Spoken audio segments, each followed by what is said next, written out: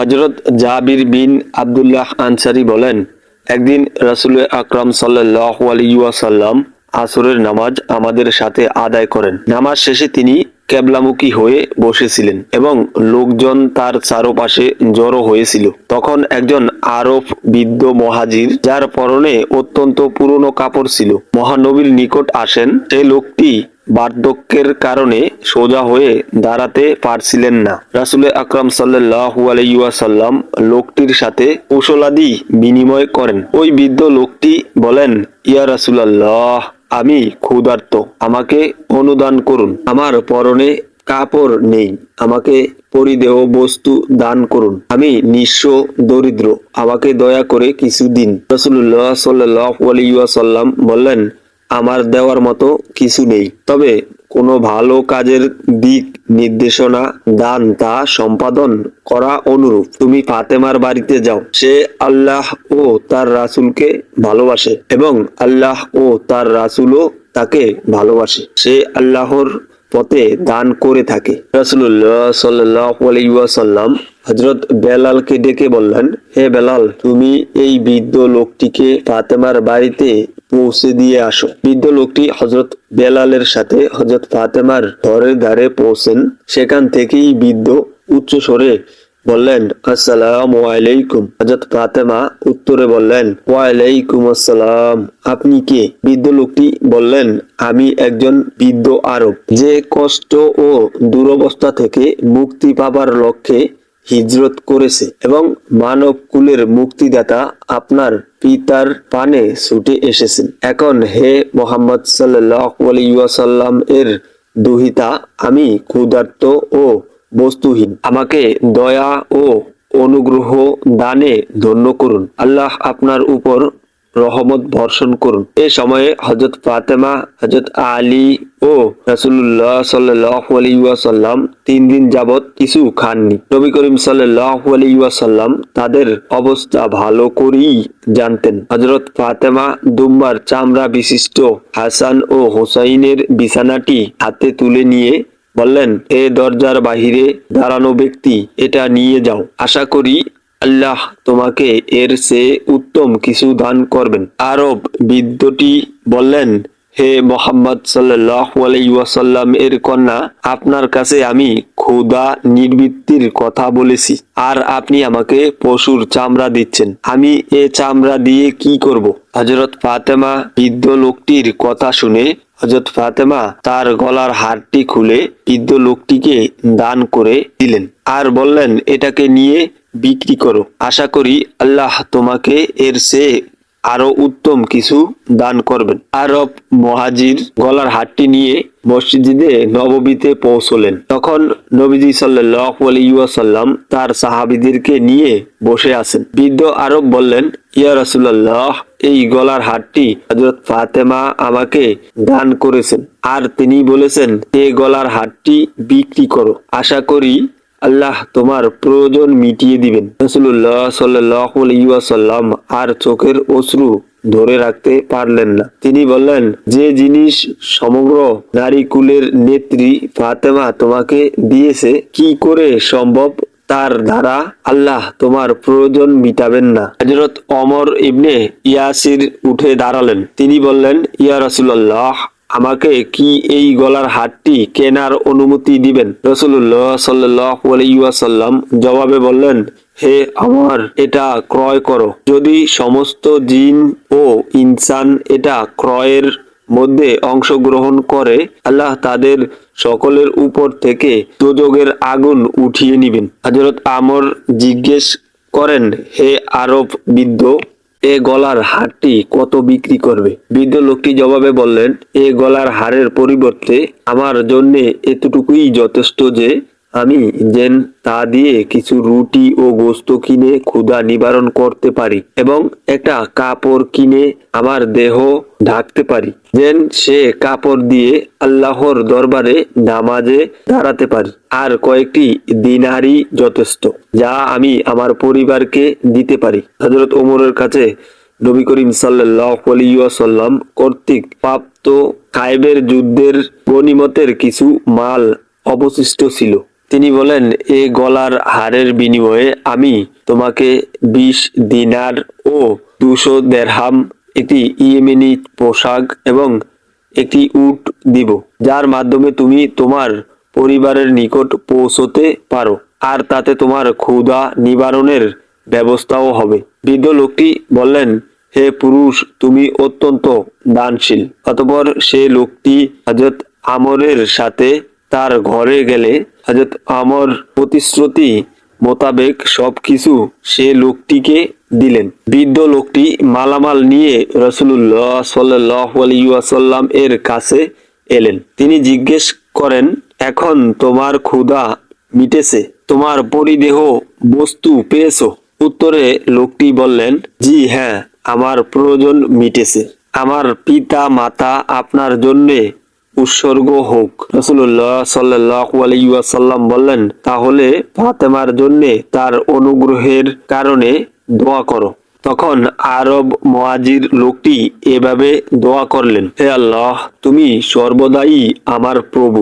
তুমি ব্যতীত অন্য কোনো উপাস্যের আমি ইবাদত করি না। তুমি সকল ক্ষেত্র থেকে আমার রিজিক দাতা। হে পরওয়ারদিগার, ফাতেমাকে এমন সব কিছু দাও যা চক্ষু কখনো অবলোকন করেনি, আর কোনো কর্ণ কখনো শ্রবণ করেনি। প্রিয় নবী সাল্লাল্লাহু আলাইহি ওয়াসাল্লাম তার দোয়ার শেষে আমিন বললেন এবং তার সাহাবীদের প্রতি তাকিয়ে বললেন, নিশ্চয়ই আল্লাহ এই পৃথিবীতে ফাতেমাকে এই দোয়ার ফল দান করেছেন, কেননা আমি তার পিতা।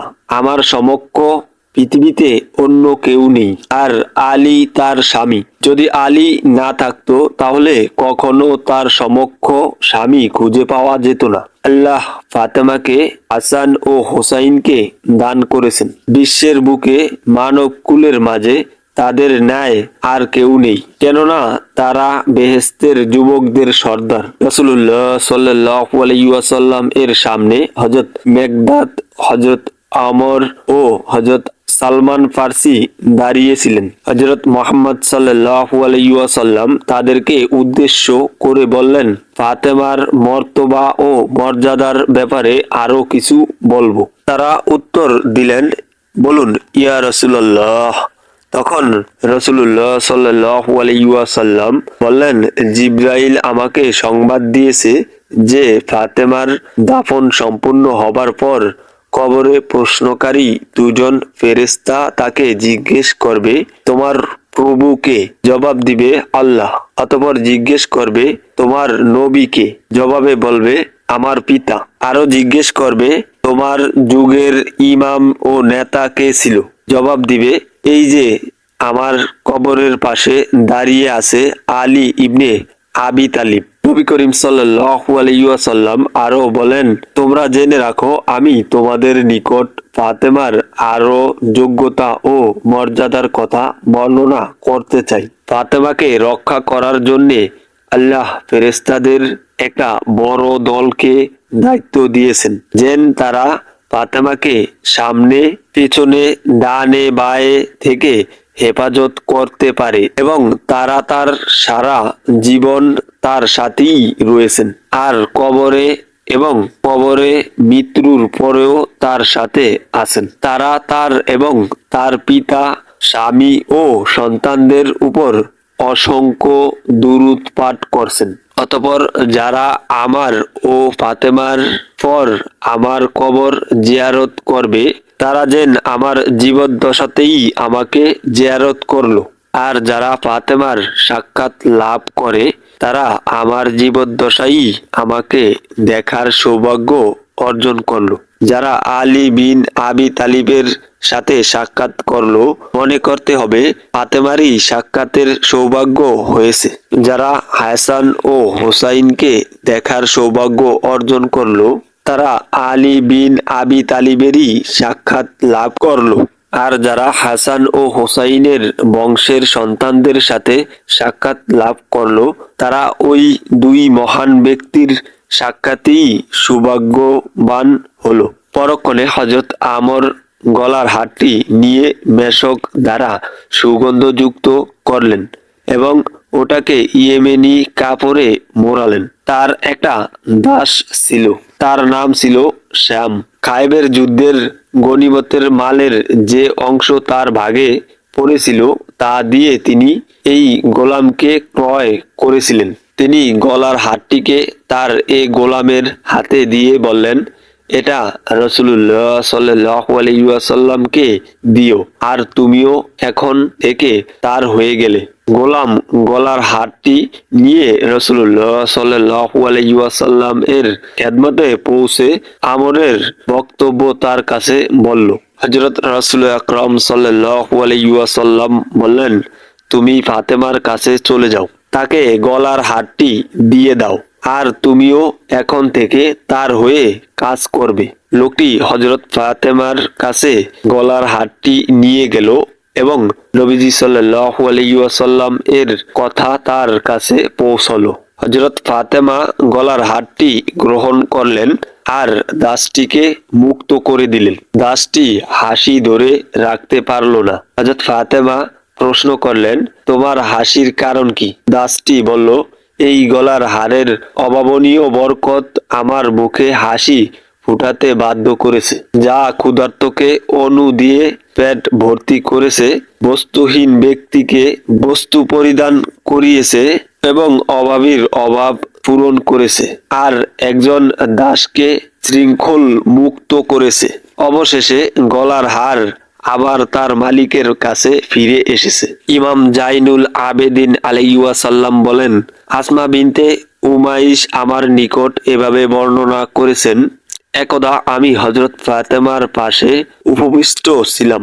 যখন হযরত রাসূল আকরাম সাল্লাল্লাহু আলাইহি ওয়াসাল্লাম ফাতেমার ঘরে প্রবেশ করে দেখতে পেলেন যে ফাতেমা স্বর্ণের একটি গলার হার পরে আছে, যা আমিরুল মুমিনিন আলী রাদিয়াল্লাহু তাআলা আনহু এর গনিমতের অর্থ থেকে ক্রয় করেছিলেন। তৎক্ষণাৎ মহানবী সাল্লাল্লাহু আলাইহি ওয়াসাল্লাম বললেন, হে ফাতেমা, মানুষ যেন বলতে না পারে মুহাম্মদের কন্যা ফাতেমা প্রতাপশালী বাদশাহদের পোশাক পরিধান করেছে। তখন হযরত ফাতেমা গলার হার খুলে বিক্রি করে দিলেন আর বিক্রয় লঙ্ঘ অর্থ দিয়ে একজন দাস ক্রয় করে তাকে মুক্ত করে দিলেন।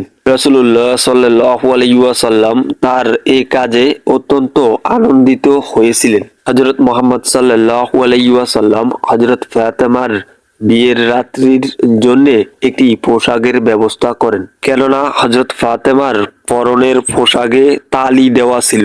এমন সময় একজন ভিক্ষুক এসে দুয়ারের দরজার কড়া নাড়ালেন। ভিক্ষুকটি পরিধানের জন্য একখানা বস্তু প্রার্থনা করে। হযরত ফাতেমা তার পরনের তালি দেওয়া কাপড়টি দান করতে মনস্থ করলেন।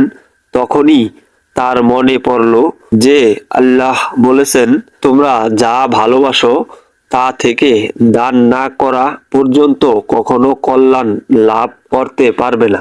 আর তখনই হযরত ফাতেমা তার বিয়ের নতুন পোশাক ভিক্ষুককে দান করে দেন। হযরত আলী রাদিয়াল্লাহু তাআলা আনহু, হযরত ফাতেমা রাদিয়াল্লাহু তাআলা আনহা এবং ইমাম হাসান ও হোসাইন আর তাদের দাসী ফিদ্দা তাদের মানত মোতাবেক 3 দিন রোজা রেখেছিলেন। প্রথম রাত্রে যখন তারা সকলে ইফতারি করতে মনস্থ করেন, এ সময়ে একজন ভিক্ষুক দরজার কাছে কড়া নাড়ালেন। হযরত আলী তার নিজের ইফতারির অংশটুকু ভিক্ষুককে দিয়ে দিলেন। হযরত আলীকে অনুসরণ করে অন্যেরাও তাদের নিজ নিজ অংশ ভিক্ষুককে দান করলেন। অবশেষে তারা সকলে পানি পান করে রোজা ভঙ্গ করলেন। আবার দ্বিতীয় রাত্রে একজন ইয়াতিম এসে দরজায় হাঁক দিলেন। আবারও তারা সকলে তাদের ইফতারি সেই এতিমকে দান করে দিলেন।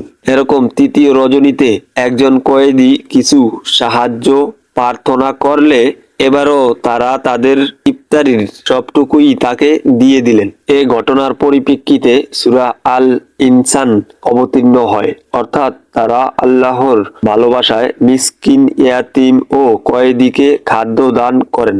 ইমাম হাসান রাদিয়াল্লাহু তাআলা আনহু বলেন, এক বৃহস্পতিবার দিবাগত রাত্রে আমার মাকে ইবাদতে দণ্ডায়মান দেখতে পেলাম। তিনি সুবে সাদেক পর্যন্ত নামাজ ও মুনাজাতরত ছিলেন। আমি শুনতে পেলাম যে তিনি মুমিন ভাই বোনদের জন্য তাদের নাম ধরে দোয়া করলেন, কিন্তু নিজের জন্য কোনো দোয়া করলেন না। আমি তাকে জিজ্ঞেস করলাম, মা, আপনি যেভাবে অন্যের জন্য দোয়া করলেন সেভাবে কেন নিজের জন্য দোয়া করলেন না? উত্তরে তিনি বলেন, হে বৎস, প্রথমে প্রতিবেশীদের জন্যে, তারপর নিজের জন্যে। মহান আল্লাহ তার রাসূলের অস্তিত্বের অংশ হযরত ফাতেমা যাদের প্রতি সন্তুষ্ট, আমাদেরকে তাদের অন্তর্ভুক্ত করুন।